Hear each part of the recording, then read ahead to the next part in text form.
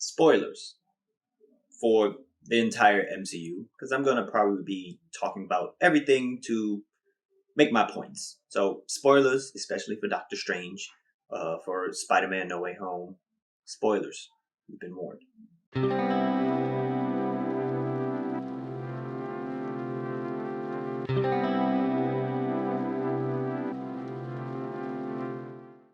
Hello, welcome to Just My Thoughts. I'm your host Khaleel Ward. On this episode, I'll be talking about Doctor Strange in the Multiverse of Madness, spoiling everything about that movie and about Spider-Man: No Way Home.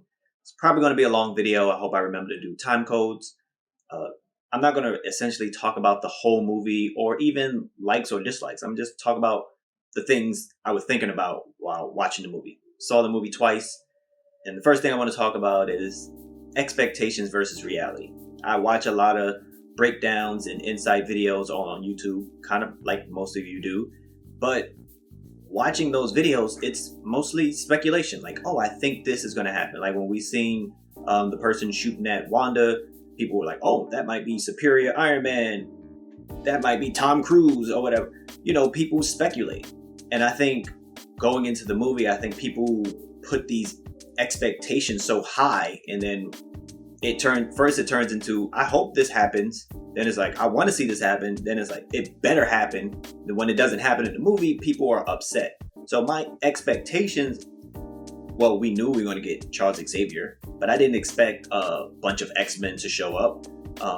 It is called Multiverse of Madness. I didn't expect us to be in every alternate universe spending a bunch of time there. They don't have the time. It's a 2-hour movie. It's not a TV show where we could spend time in different universes. So I expected us to go to, different universes and, experience some things. And we got that.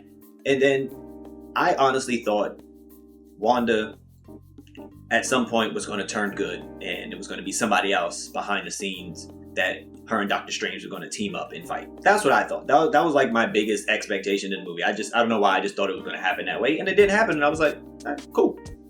So I think people's expectations get too high, especially with Marvel movies, and the videos come out and all that. I think they just like, oh, this has to happen, and then they start comparing it to Endgame. Everything has to be Endgame because Endgame was so massive. So No Way Home had 3 Peters, so this one has to be up here, and people are probably spoiled by the Infinity Saga.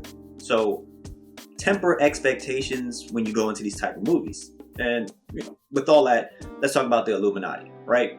So in the trailer we get the picture, all the chairs, and I didn't need to hear Xavier talk in the trailer to be excited about the movie. It would have been cool if you would have just seen Strange with the cuffs on and just maybe the Ultron bots around him. It would have been like, whoa, what's happening there? But, we knew Xavier was coming, and people speculated about who was going to be, on the Illuminati and everything like that. And it was really cool seeing them being revealed. Like, the crowd went wild both times I seen the movie. They got excited when the shield went past them. It was like, oh, that was exciting. Of course, when you see Reed Richards come in, it's like, wow, they really did it. And it's exciting, which is what the movie is supposed to do, make you excited. And I hear people talking about the way he played Reed Richards, and I'm like, it's an alternate person in a different universe, and they went through all this stuff with the previous Strange. We don't know his mindset now. He's still arrogant. They were all arrogant, when they were talking about Scarlet Witch, like, yeah, we can handle your little witch. But it was cool, and they didn't overpower the movie, because you don't want the cameos to overpower the title character. And I think with Marvel, they do a good job of, even though they may have cameos, it's all about the title character. Even in something like Civil War, we have Black Panther, we have Spider-Man. At the end of the day, it's Cap making some tough decisions, with Bucky and with Tony. Like, Bucky is my friend, and Tony is like, I thought you were. So you have the fight at the end, and it's Cap. It's a Cap movie, even though it has all these appearances. Even with Spider-Man: No Way Home, and we get all these Peters, but Tom Holland is the one who has to make tough decisions. Tom Holland's the one who has to deal with Aunt May's death, and he gets to really act. And then at the end, it's like, make everybody forget Peter Parker. He has to do those things. It's his movie. And in this, it's a Doctor Strange movie. So the Illuminati, them coming in, it's like, cool. We get to see them, and it's like, we have that moment again in an alternate universe. But we know that X-Men and we know Fantastic Four is coming. We don't know about Inhumans, but we get the fanfare that Marvel gives us in these type of movies, which is really good. And it's like, yeah, they got killed off. And that takes me to my next point of Wanda. And people are like, you have to see WandaVision. I don't think you have to see WandaVision. Because again, the beginning of WandaVision is so different from everything else in the MCU. You're like, what am I watching here? What's going on? And then, the later episodes, we start seeing a little bit more. But they go over that real quick, with the exposition for the people who haven't seen WandaVision. It's like when Strange first sees her, it's like, Wanda, you have the Darkhold. He's like, that is a very bad book. It corrupts the person using it. Boom, we got that.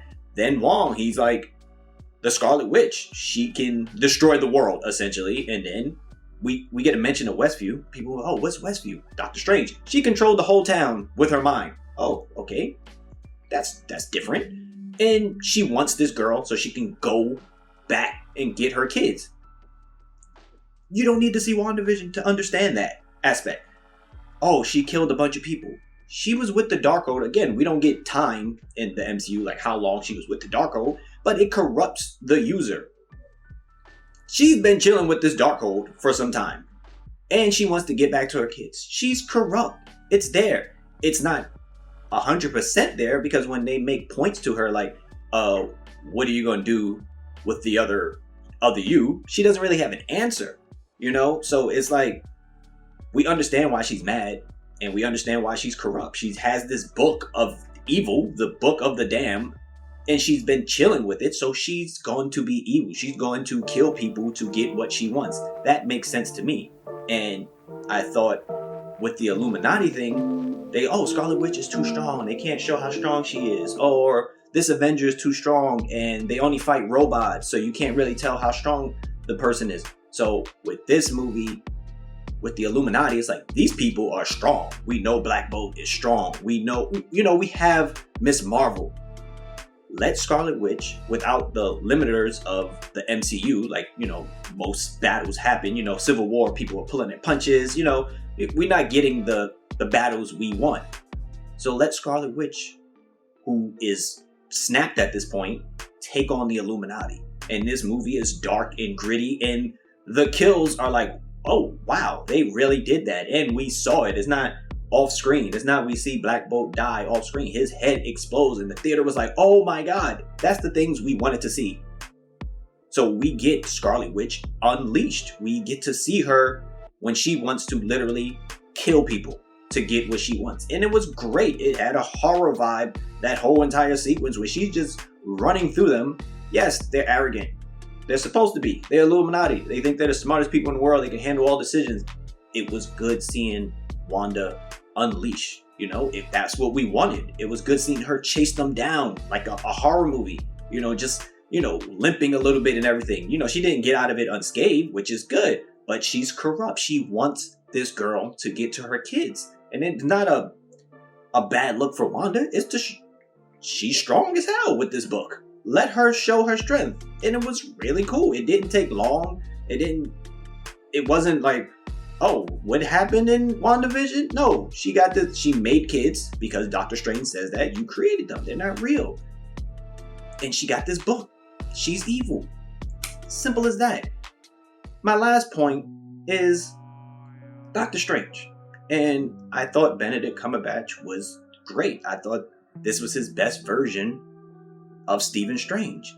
And you have to look at it again. The Infinity Saga, yes, it was building up stuff, but we were getting a lot of solo movies. We had 3 Iron Man movies by the time we got to Age of Ultron. After Avengers, we got another Thor movie, we got another Cap movie. We spent time with these characters. We haven't really spent a lot of time with Doctor Strange. He had his first movie, then he was in Infinity War. We seen how he was in the first movie in Infinity War. He was arrogant, cocky. That's Doctor Strange.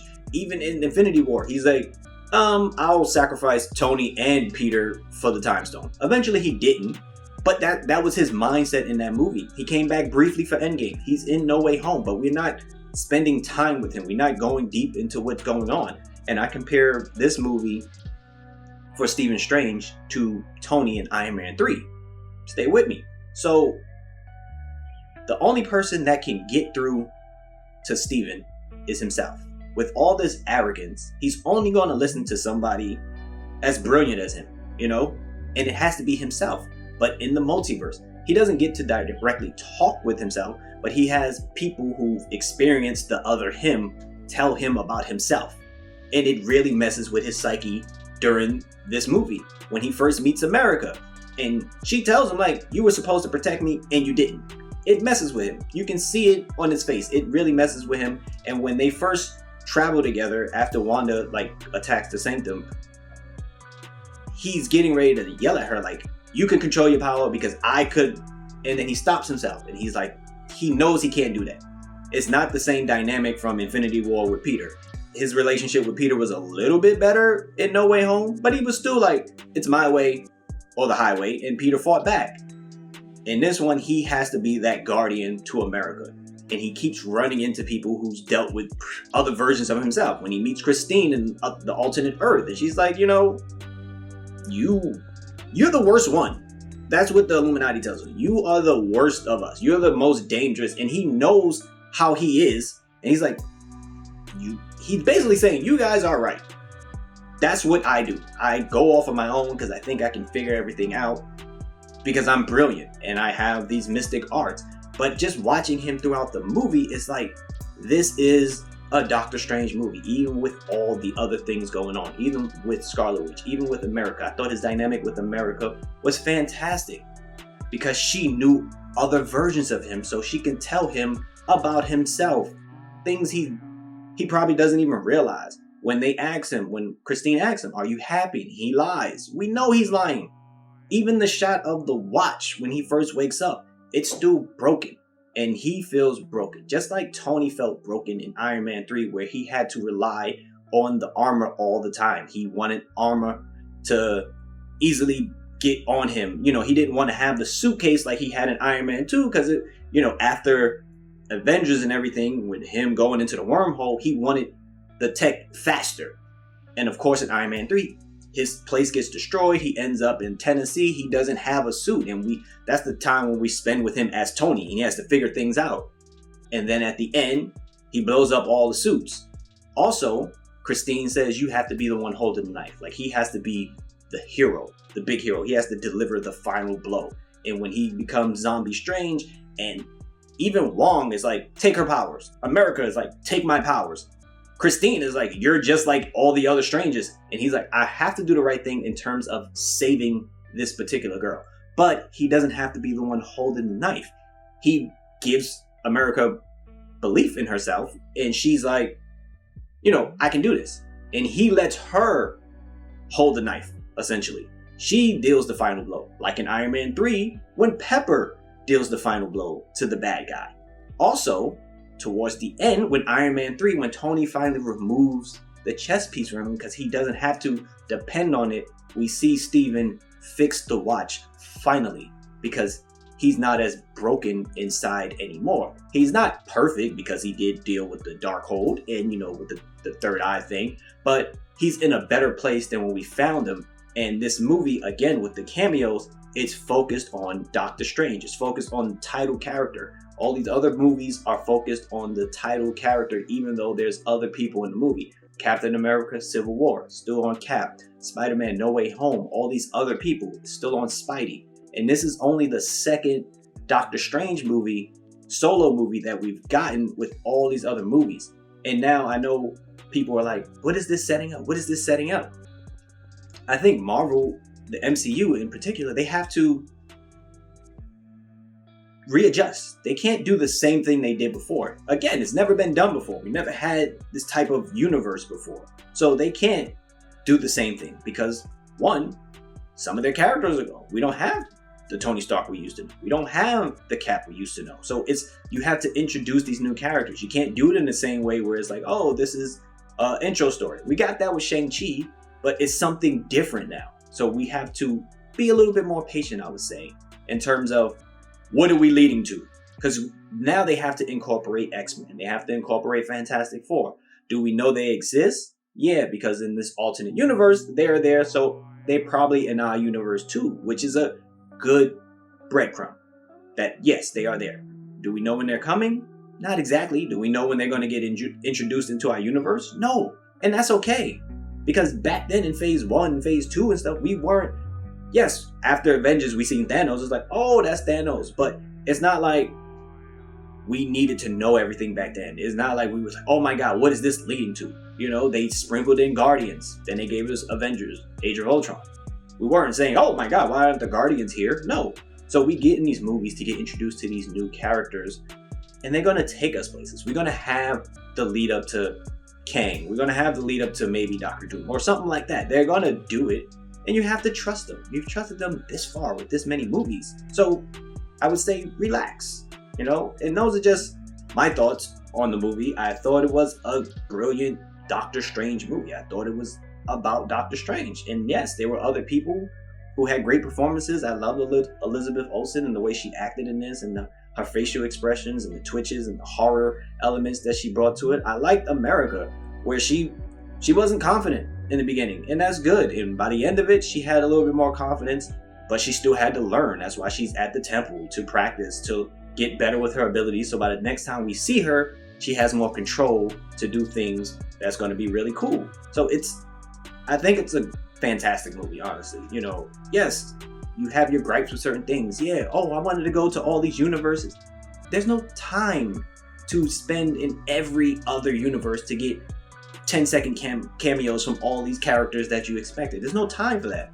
You pick 3. We got our regular Earth, we got Earth 838, and then we have that weird Earth that was crashing on each other. Yeah, that's 3 universes. That perfect. We got the Dead Strange, the Defender Strange. We got the Strange that no longer exists because he was walking around dream walking. And then we got the Strange with the Darkhold. That's enough characters in a movie, you know, to see the way he turned out in all these other universes. Like, okay, I have to do better in my current universe because the other people they were doing a little bit too much. Defender Strange was going to kill America. The other Strange was dream walking. This Strange was trying to rewrite history. So now the Doctor Strange that we have has seen all of this, and he's like, I have to make better decisions. That's all I'm saying. But those are just my thoughts on this movie. Watching it, I've seen it twice, IMAX and regular. I might go see it one more time in Dolby just because of the sound.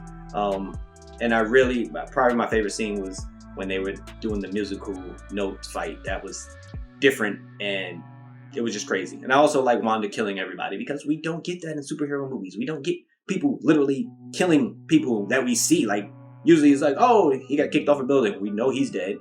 Captain America's kicking people off the ship and everything. They probably dead. But we got to see Wanda kill people. I enjoyed that. But this is my spoiler review. So spoil some things in the comments. What did you like about it? Like, what were your thoughts? What were your real thoughts on this particular movie? But thanks for watching. Thanks for listening. Deuces.